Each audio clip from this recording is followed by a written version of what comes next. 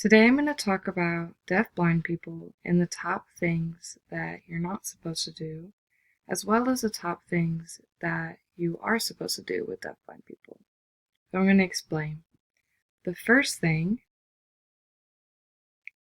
I'm going to talk about is what color shirt you should be wearing. You should be wearing black, forest green, maroon,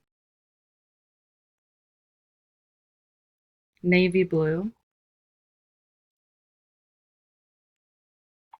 dark chocolate brown,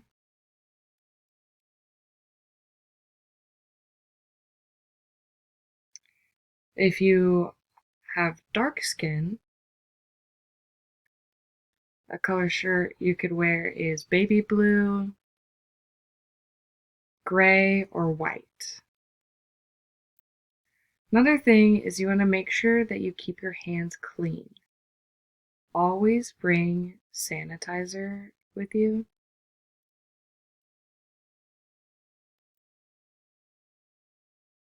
When people are communicating through tactile or protactile, you don't want to be touching dirty hands.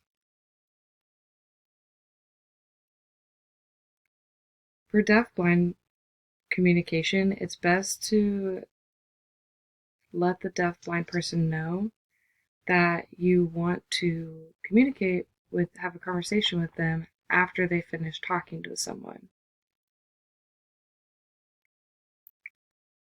They might say, okay, or they might decide, I'll talk to you later. You shouldn't force a conversation on them. Never leave a deaf-blind person alone. Always tell them that you are leaving before you go. That is extremely important. When there's an emergency, please draw an X on the deaf-blind person's back, and then you can run or move them. Don't just pull their arm and move them. If you pull their arm to move them, you will scare the deaf-blind person. Make sure that you are in front of the deaf-blind person so that with any remaining vision, they can see you.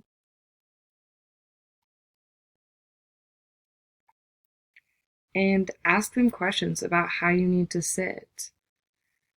Do you need me to be close? Do you need me to be far? What's best for you to see me? When you're leading a deaf-blind person, it's important to know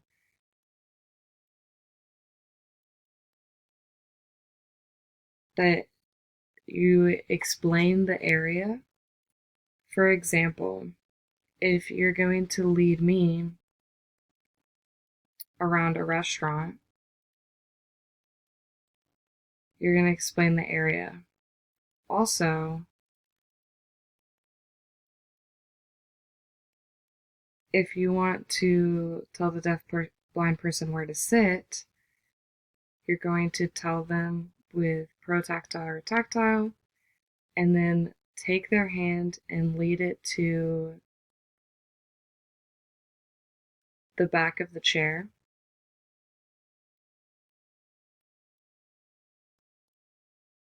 And then take their other hand and put it on the table. The last important thing that you should be doing with deaf-blind people is that when they're eating, sometimes for example, I've had friends tell me where my food is on my plate. The person who is sighted is going to explain. They might say, at 12 o'clock is meat, and at 3 o'clock is corn, and 9 o'clock